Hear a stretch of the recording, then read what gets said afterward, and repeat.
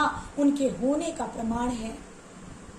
यूं तो यह जगत हो या ना हो, यह सृष्टि रहे या ना रहे, इस सृष्टि के परे जो है वह भी वही है, परम पिता परमेश्वर, परम प्रकाश, निर्गुण, निरवैर, निर्भय, अद्वितीय, पारलौकिक, वह सत्ता, वह अद्वितीय सत्ता, वह प्रकाशमय सत्ता जो सबको प्रकाश से लबालब भरना जानती है। आज सृष्टि की यह स्थिति किस लिए हुई? क्योंकि उसको भूल गए, उसको जान नहीं पाए। दृष्टि प्राप्त जिनको हुई वह भी नहीं जान पाए। हम जिनकी बात कर रहे हैं वह स्वतः समझ जाएंगे।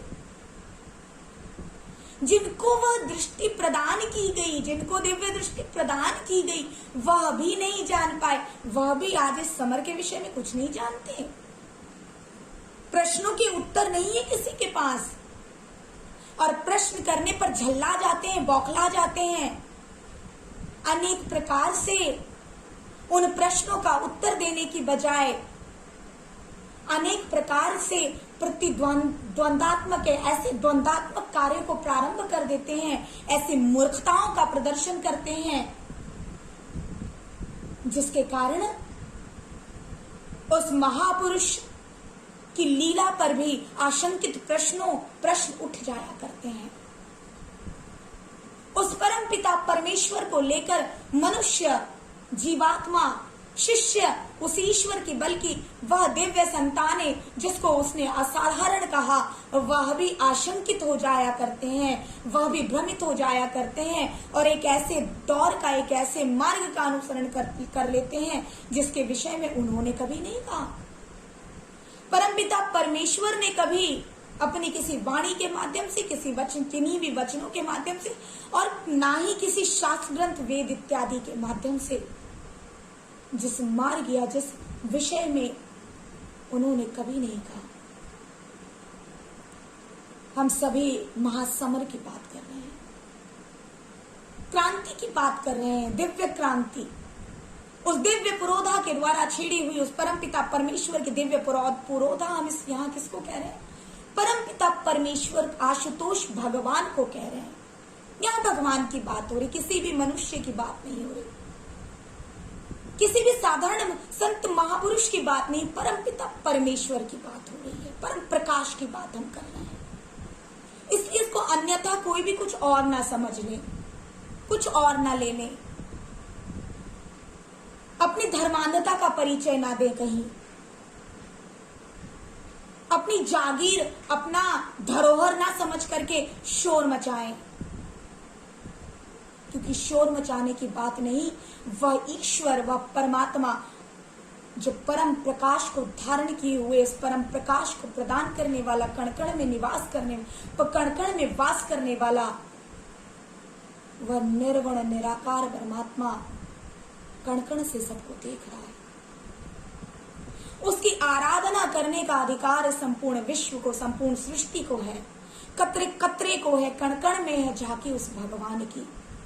हाँ, कोई सूझ वाली आंख होती है जिसको पहचान होती है, जो जान पाता है, और जो उसके शरणागति हो, उसके उस महासमर के भीतर एक विजयी योद्धा की तरह लड़ पाता है। आप कहेंगे किस महासमर की हम बार बार बात कर रहे हैं? हम उस महासमर की बात कर रहे हैं जिसकी हमारे संत महापुरुषों ने सदैव दुंदुभी बजाई, जिस महासमर का इशारा सदैव से, युगों युगों से हमारे संत महापुरुष अपने चोले को बदल बदल कर देते रहे हैं। सिख धर्म के द्वारा, हिंदू धर्म के द्वारा, मुस्लिम धर्म के द्वारा, ईसाई धर्म के द्वारा, समस्त संप्रदायों के भीतर, समस्त धर्म संप्रदायों के भीतर, समस्त समय पर, अलग अलग समय पर उस ईश्वरीय सत्ता ने अपने चोले बदले, अपने उस ईश्वरीय वेश को एक साधारण देह के भीतर साकार किया, एक साधारण दिखने वाले, जिसको मनुष्य साधारण समझ लेता है, कभी राम बन, कभी कृष्ण बन, कभी मोहम्मद, कभी ईसा, कभी मूसा बन वह इस धरा पर अवतरित होते रहे। समय समय पर कभी महात्मा बुद्ध बन वह इस धरा पर समय समय पर, कभी महावीर बन वह इस धरा पर समय समय पर अवतरित होते रहे। और समय समय पर उन्होंने मानव के भीतर अद्वितीय क्रांति को छेड़ा, अद्वितीय क्रांति का बिगुल बजाया, झकझोर दिया इस संपूर्ण विश्व को, और संपूर्ण विश्व को झकझोर कर मनुष्य की चेतना में जागृति की, मनुष्य की आत्मा में परिवर्तन किया, मनुष्य को आत्मिक परिवर्तन, आत्मिक शांति, आत्मिक प्रकाश प्रदान किया, जगा दिया, जागृत कर दिया।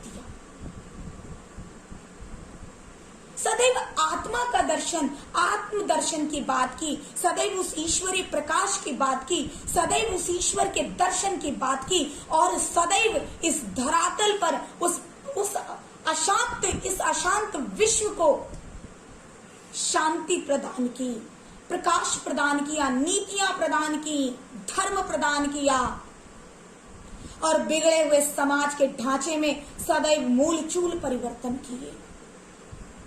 अज्ञानता के अंधकार को, अज्ञानता के सर्प का मुख कुचल डाला, उसको ध्वस्त कर दिया, दग्ध कर दिया, और धू धू करते हुए इस विश्व को, धू धू करते हुए हमारे भारतवर्ष को हर पल संभाला, बार बार उसको संभाला, उसको परिवर्तन प्रदान किया, और बार बार हमारे संत महापुरुषों ने अनेक रूपों में युगों युगों तो बदले चोले, युगों युगों उन्होंने चोले बदले, और अनेक रूपों में इस धरा, इस विश्व को समेटा, सहेजा, परिवर्तित किया, और इसमें उस महासमर का बिगुल बजाया। हाँ, आज जिस महासमर की ओर हम सब बढ़ते चले जा रहे हैं, जिसकी प्रचंडता को यह विश्व धारण करता जा रहा है, यह महासमर अपनी प्रचंडता की ओर बढ़ता चला जा रहा है। दिव्य शक्तियां इस बात को जानती हैं, दिव्य आत्माएं जो जागृत होकर के इस महासमर के भीतर आगे बढ़ रही हैं और बढ़ना चाहती हैं, वह सत्य को जानती है। और यह महासमर, जब भी क्रांतियां हुई, हम बार बार कहना चाहते हैं, परंतु विषय इतना बृहद है कि वह बात चलिए पूरी कर लेते हैं। जब संत महापुरुषों ने अनेक प्रकार की क्रांतियों की बात की, तो उन्होंने कहा कि 3 प्रकार के लोग क्रांति का हिस्सा बनते हैं। आप सबने अनेकों बार अनेक संत महापुरुषों से यह दृष्टांत, यह विषय सुना होगा, श्रवण किया होगा, क्योंकि आज धर्म का इतना प्रचार प्रसार है कि कभी किसी युग में नहीं हुआ। तो सभी लोग सत्संग सुनते हैं, सभी लोग अनेक संत महापुरुषों के पास गुरु दरबार में जाते हैं, और अनेक प्रकार से सत्संग श्रवण कर उस मार्ग का अनुसरण करते हैं, अनेक संप्रदायों के भीतर अनेक प्रकार के विचारों को ग्रहण करते हैं। बहुत अच्छी बात है, और करना भी चाहिए, और इस महासमर का हिस्सा भी होना चाहिए। तो संत महापुरुषों ने बार बार एक बात कहा, उन्होंने कहा कि जब भी युग परिवर्तन या किसी भी प्रकार की कोई क्रांति हुई, तो 3 प्रकार के लोगों को पर दृष्टिपात किया गया। कौन कौन? एक तो वह लोग जो किसी भी क्रांति को देखने में विश्वास रखते हैं, दृष्टा बनते हैं, देखते हैं, वो कहते हैं कि हमें तो देखने में मजा आता है, हम तो दूर खड़े होकर के इस क्रांति को देखेंगे, इसका आनंद लेंगे, बाकी हम इस क्रांति को करेंगे नहीं। एक वाले। दूसरे वह जो बढ़ चढ़कर उस क्रांति के भीतर डटकर हिस्सा लेते हैं, हर तरफ से अपने पूरे जोर से, अपने पूरे शोर से, अपनी पूरी शक्ति सामर्थ्य के साथ उसका हिस्सा बनते हैं, अर्थात उस युद्ध में एक योद्धा की तरह लड़ते हैं, अर्थात जो योद्धा कहलाते हैं। जो देखते हैं अर्थात वह जो दृष्टा कहलाते हैं, क्रांति के दृष्टा, क्रांति की योद्धा। और एक वो जो क्रांति का मजा तो ले लेना चाहते हैं, क्रांति के विषय में जान भी लेना चाहते हैं, क्रांति के बारे में बड़ी बड़ी चुगलियां करते हैं, बड़ी बड़ी निंदाएं करते हैं, परंतु क्रांति का हिस्सा नहीं बनना चाहते। जो क्रांति से दूर रह करके और क्रांति को देख करके उसकी पूरी व्याख्या कर देना चाहते हैं, और इनको क्या कहा जाता है? इनको अनेकों संज्ञाएं यह समाज देता है, और हम ऐसे लोगों को भीड़ू समझते हैं। संत महापुरुषों ने ऐसे लोगों को राष्ट्र भीड़ू कह करके पुकारा। उन्होंने कहा, क्यों राष्ट्र भीड़ू हो, क्यों कायरता हो चिंतन में, कि चिंतन में कायरता क्यों? ये वो लोग हैं जिनके चिंतन में कायरता होती है, जो राष्ट्र भीड़ों की तरह निंदा और चुगली तो कर लेना चाहते हैं, परंतु कुछ और नहीं करना चाहते। और ऐसे लोग क्या करते हैं? उस संघर्ष, उस समर का वास्तविक आनंद नहीं ले पाते,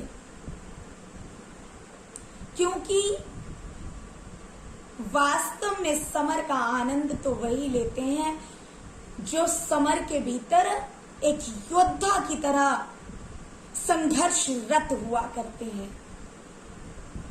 यह उस परमपिता परमेश्वर की विशेष संतानें हुआ करती हैं, जो समय के साथ अपना बिगुल बजाती हैं और इस विश्व के पटल पे छा जाती हैं। और आज अनेकों दिव्य संतानें इस विश्व के भीतर अपने संपूर्ण प्रचंड वेग के साथ प्रकट होती चली जा रही हैं, उतरती चली जा रही हैं, और उतर भी चुकी हैं, प्रकट भी हो चुकी हैं। ये मूलचूल परिवर्तन वह परमपिता परमेश्वर अपनी दिव्य संतानों को संघर्षरत कर, उनके जीवन चरित्र को परिवर्तित कर, उनके जीवन के भीतर क्रांतिकारी परिवर्तन कर, ऐसा युगांतरकारी परिवर्तन कर, इस सभी कार्य को बहुत ही आराम से और बहुत ही धैर्य से, बहुत ही शांति पूर्वक करते चले जा रहे हैं। क्योंकि वह इतने नादान नहीं, वह परमपिता परमेश्वर इतने नादान नहीं। आप सोचेंगे माँ क्या बोल रही है, बोलना पड़ रहा है, क्योंकि कुछ लोग बहुत नादान, बहुत बच्चा समझते हैं उस ईश्वर को, बहुत नादान समझते हैं, और हम तो ये कहेंगे ऐसा समझते हैं जैसे वह स्वयं है, मनुष्य जैसा स्वयं है, जीवात्मा जैसी स्वयं है, शिष्य जैसा स्वयं है, वैसा ही गुरु को देखता है, वैसा ही गुरु को समझता है। अपनी अल्प बुद्धि की तरह सोचते हैं कि उसके पास भी अल्प बुद्धि है, उसके पास भी छोटा सा दिमाग है। अरे वो अल्प बुद्धि नहीं है, उसके पास छोटा सा दिमाग नहीं है, और वह सभी दिमाग बुद्धि सबसे परे है। वो किसी की बुद्धि और दिमाग में नहीं आता। उसकी लीलाएं इतनी साधारण नहीं कि आप साधारण मूर्खता भरी बुद्धि से समझ जाएंगे। आप ईर्ष्या, द्वेष